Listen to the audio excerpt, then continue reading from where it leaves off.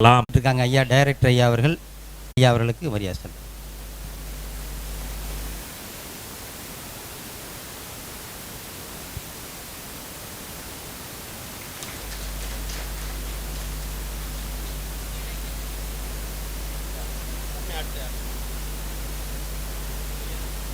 ராஜா அவர்கள் 2 ராஜா இப்போ இருக்காங்க.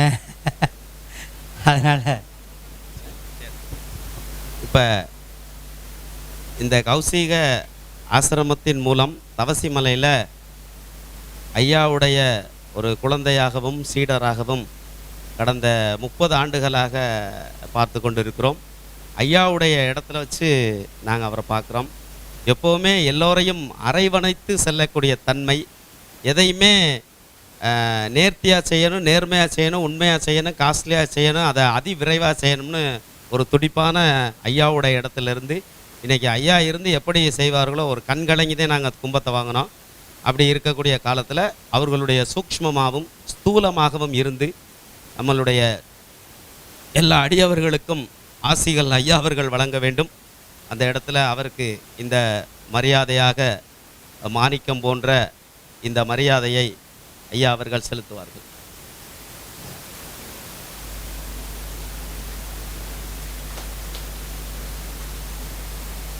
நல்லா விரிச்சு வாங்க எல்லாத்துக்கும்.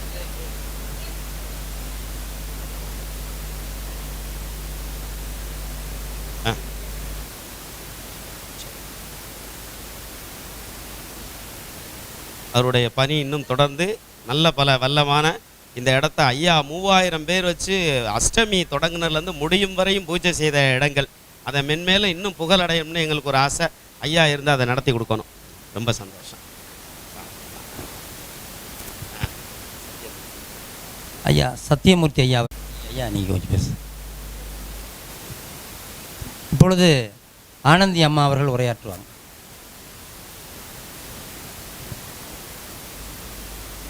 நம பார்வதீபதையே. தென்னாருடைய சிவனே போற்றி, நாட்டவர்க்கும் இறைவா போற்றி. அற்புதமாக சிறப்பாக இந்த மகாநாடை நடத்தி கொண்டிருக்கிற வெற்றிக்கணி சுவாமி அவர்கள், சங்கர மடத்தை சார்ந்த சுவாமிஜி அவர்கள் வாங்க. நிறைய நாள் இவர் என்னை பார்க்கணும் பாரு, நான் அவரை பார்க்கணுமே, ஆனால் அதற்கான வாய்ப்புகள் கிடைக்கல. தமிழ் வளர்ச்சியின் போது அவர் இடத்திற்கு போகும்போது சிறப்பான வரவேற்பு கொடுத்து உணவு கொடுத்து சிறப்பாக அனுப்பின சங்கர மடத்து ஐயா அவர்களுக்கு என்னுடைய வாழ்த்துக்கள், வணக்கங்கள்.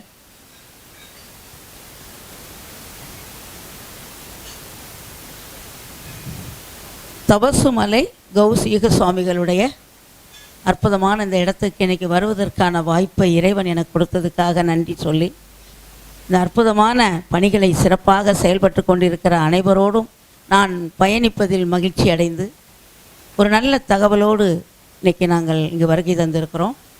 இந்த நிகழ்ச்சிக்காக காசியில் அருமையாக இருக்கக்கூடிய அம்மாவுடைய யூடியூப் சேனல் பார்த்துருப்பீங்க. ஒரு பெண்ணாக இருந்து இந்த உலகத்துக்காக தபசு பண்ணி அற்புதமாக அந்த கடலில் நம்ம கொஞ்ச நேரம் நிற்க முடியாது, பத்மாசனம் போட்டு அதில் அருமையாக தவம் பண்ணுவாங்க. பூமி கீழே போய் தலையை மட்டும் வச்சு எத்தனை நாள் வேணாலும் இருப்பாங்க. அப்படி ஒரு தவ வலிமையை நம்மளாலையும் ஏற்ற முடியுன்றத நம்ம பெண்களுக்கு சொல்வதற்காக மிகப்பெரிய தவசாக செயல்படுற ஆத்ம சித்த லட்சுமி அம்மா அவர்கள் இங்கே நம்ம இடத்துக்கு வந்திருக்கிறாங்க. இன்றைக்கி இந்த மாநாட்டில் இவங்கெல்லாம் பயணிக்கணுன்றது அழைப்பால் வரல, பத்திரிக்கையில் பேர் போட்டெல்லாம் நாங்கள் வரல. அழைப்பு யார் கொடுத்தது? யார் கொடுத்தது? கௌசிக சுவாமிகள் கொடுத்துருக்கிறார். இங்கெல்லாம் நீங்கள் இன்றைக்கி வரணும் அப்படின்னு அவருடைய அழைப்போடு இங்கே நம்ம வந்திருக்கிறோம். அப்படி என்னோடு பயணிக்கிற அற்புதமான அம்மா அவர்கள். அடுத்ததாக நாங்கள் இப்போ திருவண்ணாமலையில் சுவாமி வாங்க, திருவண்ணாமலையில் பிப்ரவரி 24, 25 அற்புதமான சிவபுராண முற்றோதல் அனைவருக்குமே சீருடை வழங்கி சிறப்பாக செயல்படுத்துவதற்கு ஆயத்தமாக அந்த நோட்டீஸை இன்று சங்கர மடத்திலிருந்து வருகை தந்திருக்கிற ஐயா அவர்களுக்கு நாம் வழங்குகிறோம். இந்த ஒரு நிமிஷம் ஜி உட்காருங்க. வாங்க வாங்க வாங்க ஜி வாங்க வாங்க. ஹர ஹர மகாதேவ், ஹர ஹர மகாதேவ். அற்புதமாக இந்த உலக அதாவது அதிகமாக சிவபுராண முற்றோதலுக்கு முக்கியத்துவம் கொடுத்து வேலை பண்ணுறோம். அனைவருக்குமே சீருடை கொடுத்து என் பெண்களை கௌரவிக்க வேண்டும் என்று கேட்டுக்கொண்டதன்படி அதற்கும் அவர் அனுமதித்துள்ளார். அனைவருமே அண்ணாமலையார் அழைக்கிறார். ஆனந்தி அம்மாவோ யாரும் அழைக்கல, அண்ணாமலையார் உங்களை 24, 25 அழைக்கிறாரு. அங்கே ஒரு அற்புதமான நிகழ்வு இருக்கின்றதை இந்த நேரத்தில் பதிவு செய்து சுவாமிஜி அவர்கள் மூலமாக உங்களுக்கு பத்திரிகைகள் வழங்கப்படும். அனைவரும் கலந்து கொள்ளுங்கள் என்று கூறிக்கொண்டு இப்போ சுவாமி இந்த ஒரேவர் அதே மாதிரி மகா சிவராத்திரிக்கு அம்மா ராமேஸ்வரத்தில் மிகப்பெரிய யாகம் பண்ணுறாங்க. அதுலேயும் நீங்கள் எல்லாம் கலந்துக்கணுன்னு அம்மா கேட்குறாங்க. அதற்கு உங்களுக்கு தகவல் கொடுத்தாச்சு. அடுத்ததாக ராஜாசாமி 2 கோவில் வச்சிருக்கிறாரு. நிறைய பணிகளை சிறப்பாக செய்கிறாரு. அவரும் எல்லாரும் இணைஞ்சு தான் இந்த நிகழ்ச்சியை திருவண்ணாமலையில் பண்ணுறோன்றதை உங்களுக்கு தெரிவித்து கொள்கிறோம்.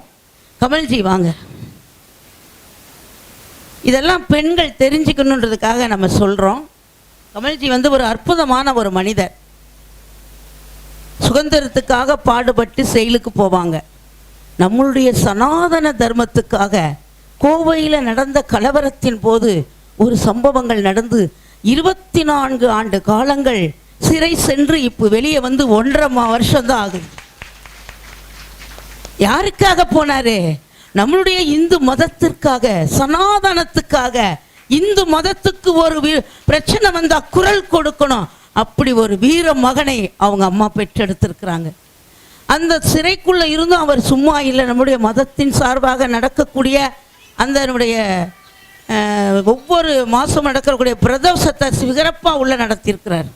24 வருடங்களை, வாலிப வருடங்களை நம்மளுடைய மதத்துக்காக, நம்முடைய சனாதனத்துக்காக கொடுத்த அவருக்கு நாம் ஒரு பலத்தை கைதட்டு கொடுப்போம்.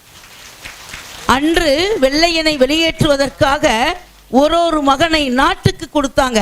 ஆனால் இவரை நம்மளுடைய சனாதனத்துக்காக கொடுத்துருக்காங்க. அவரை நாம் சிறப்பு செய்வதில் மகிழ்ச்சி அடைகிறோம். இது மாதிரி ஒரு மகன்களும் எழுந்து விட்டால் நம்மளை வீழ்த்த யாரும் அல்ல. எல்லோரும் ஆன்மீக சிந்தனையோடு சிறப்பாக செயல்படணும் என்று இந்த நேரத்தில் கேட்டுக்கொண்டு, அருமையாக ஒவ்வொரு மாதமும் சிறப்பாக நடத்தி கொண்டிருக்கிற வெற்றிக்கணி சாமி 51வது இடத்தை பெறணும்னு சங்கர மடத்திலிருந்து சாமிஜி அருளாசி பண்ணியிருக்காங்க. அந்த 51வது மாநாடு காசியில் நடத்துகிறோம். 1,00,000 பேர் பெண்கள் வந்தாலும் அவங்களை அன்போடு வரவேற்பதற்கு நம்மளுடைய மோடிஜி இருக்கார். கண்டிப்பாக 51வது விழாவில் மோடிஜியை கொண்டு வந்து நிறுத்துறது எங்களுடைய வேலை. என்ன மோடிஜி கூப்பிட்டா, ஆனந்தியம்மா கூப்பிட்டா வந்துடுவாரா? வருவார். ஏன் வர மாட்டார்? சரி, அப்புறம் இப்போ பர்மிஷன் வாங்கியாச்சு. தங்கு தடை இல்லாமல் நமக்கு செய்வதற்கு கௌசிக சுவாமிகளும் அருளாசி புரிவார்கள்.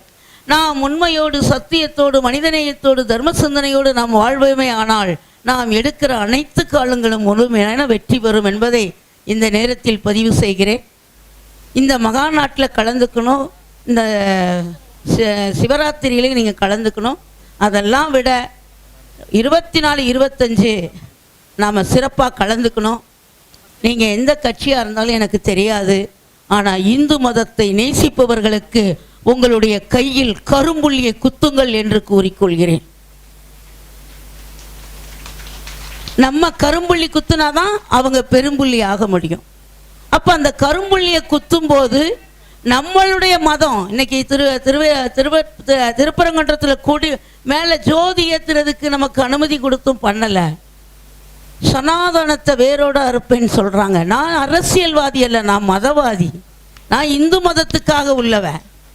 என் பெண்களுக்கு, என் சமுதாயத்துக்கு ஒரு குரல் கொடுக்கக்கூடியவன் நான். வைணவம்னா என்ன, சைவம்னா என்னன்னா அதுக்கு ஒரு தவறான ஒரு பதிலை சொல்கிறாங்க. எல்லாம் கேட்டிருப்பீங்க. அதை கேட்காதவங்க யாரும் இருக்க முடியாது. அப்போ நம்ம சித்தர் பூமி, இது ஆன்மீக பூமி. நாம் ஒருபோதும் விட்டு கொடுக்கக்கூடாது. சிறந்த இந்து உள்ள சமுதாயத்தில் நம்ம பிறந்ததே பெருமையாக கருதி நம்ம அப்பனுக்கு நம்ம பிள்ளையாக இருந்து எப்போதும் நீங்கள் சிறப்பாக இதே கோலங்களோடு சிறப்பு செய்யணும் என்று இந்த கௌசீக சுவாமியிடம் கேட்டுக்கொண்டு இந்த நிகழ்வை அற்புதமாக நடத்தி கொண்டிருக்கிற அனைவருக்கும் என்னுடைய வாழ்த்துக்களையும் வணக்கங்களையும் உரிதாக்கி, கண்டிப்பாக இது சித்தர் பூமியாக, ஆன்மீக பூமியாக, சிறந்தவர்கள் அறத்தோடு ஆட்சி செய்கிறவர்கள் அரசாணையில் அமர வேண்டும் என்பதற்காக ஒரு சங்கல்பத்தை இந்த இடத்தில் வைத்து தொடர்ந்து நாம் இந்த ஆன்மீக பணியில் செயல்படுவோம் என்று கூறி, நான் யார் எல்லாரையும் சொல்லிட்டேன், நான் யாருன்னு சொல்லணும். அதுக்கடையில் மலைச்சாமின்னு ஒருத்தர் வந்திருக்கிறார். இங்கே அற்புதமான ஒரு வைத்தியர், எல்லா நோயமும் அருமையாக குணப்படுத்தக்கூடியவர். ஒரு மருந்து தயாரிக்கும் போது தான் அவர் பல்லு பூரம் கடகடன்னு கீழே விழுந்துச்சா, அப்போ அந்த மருந்தை எப்படி தயாரித்து பாருங்க. அவரும் இன்று நம்மளோடு பயணம் செய்கிறார். அவருக்கும் எங்களுடைய வாழ்த்துக்களை முறிதாக்கி, தில்லை விநாயகம் எங்கே இருக்கிறாரு? தில்லை விநாயகம் போயிட்டாங்களா? எங்கே ப்ரோக்ராம் பண்ணாலும் அம்மாவுக்கு உறுதுணையாக இருப்பாங்க. அம்மா என்று சொன்னாலே அம்மான்னு ஒருத்தரைத்தான் சொல்லணும், இன்னொருத்தரம் சொல்லக்கூடாதுன்னு வாங்க. ஆனால் என்னை அம்மான்னு தான் நீங்கள் கூப்பிடணும்னு நினைக்கிறேன். ஏன்னா கருவுற்றிருந்தால் ஒரு குழந்தை நான் கருணையோடு இருப்பதால் எல்லாமே என்னுடைய குழந்தையாக நான் பார்க்கிறேன். நாங்களும் உங்கள் அம்மான்னு கூப்பிட்றேன்னா ஒரு பழத்தை கைதட்டி கொடுங்க. என்னுடைய பணி சென்னையில் யார் ரோட்டில் அனாதையாக இறந்து போகிறார்களோ அவர்களை எடுத்து அடக்கம் செய்வது தான் என்னுடைய வேலை. இதுவரைக்கும் 5000 பாடிக்கு மேலே எடுத்து அடக்கம் பண்ணியிருக்கேன். அதில் ஒரு சித்தர் எடுத்து அடக்கம் பண்ணியிருக்கேன். அவரோட ஆன்மா என்னோட பயணம் பண்ணி தான் இந்த ஆன்மீக பயணம். ஆனால் நீங்கள் திருவாசகம் முற்றோதல்ல மாணிக்க வாசகர் எழுதப்பட்ட 94 வரிகளை நீங்கள் பாடியிருப்பீங்க, கோவிலில் பாடியிருப்பீங்க. அடியாள் பாடினது எல்லாம் சுடுகாட்டில் மட்டும்தான். எனக்காகவே மாணிக்க வாசகர் எழுதப்பட்டாரோ என்னவோ தெரியல. ஒவ்வொரு பாடிக்கும் அடக்கம் பண்ணும்போது மாணிக்க வாசகர்கள் எழுதப்பட்ட திருவாசகத்தை பாடித்தான் அவருக்கு அற்புதமான வழிகளை வகுத்து கொடுக்கிறேன்றதை இந்த நேரத்தில் சொல்லிக்கொள்கிறேன். என்னட்ட நடராஜர் வந்தார், அம்மா கொடுத்தாங்கன்னாரு. அம்மா கொடுக்குற அளவுக்கு இவ்வளோ பெரிய ஆளெல்லாம் இல்லை. என்னுடைய சித்தர் என்ன உணர்த்துறாரோ அவர் அற்புதமான ஒரு ஆன்மீக சிந்தனையால் ஒரு சின்ன பொருள் கொடுத்தாலும் அதை பலப்படுத்தி சிறப்பாக செய்யக்கூடியவர். சரி, அவர் ரொம்ப நடராஜர் மேலே பற்றா இருக்கார், ஒன்று வாங்கி கொடுத்துரு அப்படின்றாரு. அப்போ என்கிட்ட என்ன இருக்குது? யாசகம் வாங்குவேன் எல்லா இடங்கள்லையும், எல்லா கோவில்கள்லையும். அப்படி யாசகம் வாங்கி ஒரு பொருளாக ஆக்கி இன்னைக்கு வெற்றிக்கணி சாமிகிட்ட அதை கொடுத்துருக்குறோம். அதை கொடுக்குறோன்னா ஆன்மீகம் தலைக்கணும். சும்மா கடையில் வாங்கிட்டு வந்தெல்லாம் கொடுக்க மாட்டேன். இந்த நடராஜருக்கு அப்படி ஒரு வைப்ரேஷனை ஏற்றி, அந்த நடராஜர் வந்த பிறகுதான் இப்போ அவர் அதிகமான இந்த முற்றோதலை பண்ணிகிட்டு இருக்கிறாரு. ஆமாவா இல்லையா சாமிஜி? உண்மையை ஒத்துக்கொண்டார். அதனால் அந்த நடராஜ பெருமாள் யாருக்கிட்டெல்லாம் வர்றாங்களோ அவர்களுக்கெல்லாம் மிகப்பெரிய அதிசயத்தையும் அற்புதத்தையும் நடத்தி கொடுப்பார் என்று இந்த நேரத்தில் கூறிக்கொண்டு, அனைவருமே நீங்கள் அனைவருமே ஆன்மீக சிந்தனையோடு சிறந்து விளங்கண வேண்டும் என்று வேண்டிக் கொண்டு, திருவண்ணாமலைக்கும் ராமேஸ்வரத்துக்கும் நீங்கள் வாங்க, உங்களுக்கான மரியாதையோடு இந்த தாய் காத்திருப்பேன் என்பதை பதிவு செய்து, உங்களுடைய யாராவது உங்களை கைட் பண்ணி கூப்பிட்டு போகிறாங்கன்னா அது நம்மளுடைய சங்கரமடத்து சுவாமியாக தான் இருப்பாங்க. அவங்களுடைய சார்பில் நம்ம இப்போ சங்கரமடத்துலேயே ஒரு பூஜை பண்ணுறேன்னு சொல்லியிருக்கிறேன். நான் எல்லா இடங்கள்லையும் அமாவாசை பௌர்ணமினா கூட்டு பிரார்த்தனை பண்ணுறேன். அந்த நிகழ்வில் சுவாமிஜி இடத்துல ஒரு நாள் பண்ணுறதுக்கு இருக்கிறோம். நீங்கள் எல்லோரும் கலந்து கொள்ளுங்கள்.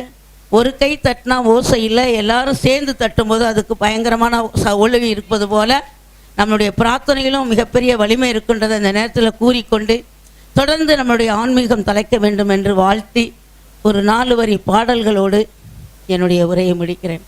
பாடட்டுமா? பாடவா? யாரெல்லாம் என் பாட்டை கேட்டிருக்கிறது? எல்லாருமே கேட்டிருக்கீங்களா? என் பாட்டை கேட்டிருக்கீங்களா?